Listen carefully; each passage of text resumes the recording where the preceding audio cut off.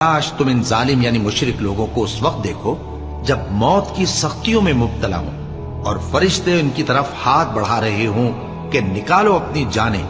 آج تم کو ذلت کے عذاب کی سزا دی جائے گی اس لیے کہ تم اللہ پر جھوٹ بولا کرتے تھے اور اس کی آیتوں سے سرکشی کرتے تھے. اور جیسا ہم نے تم لوگوں کو پہلی بار پیدا کیا تھا ایسا ہی آج اکیلے اکیلے تم ہمارے پاس آ گئے اور جو مال و متاع ہم نے تمہیں عطا فرمایا تھا وہ سب اپنی پیٹھ پیچھے چھوڑ آئے.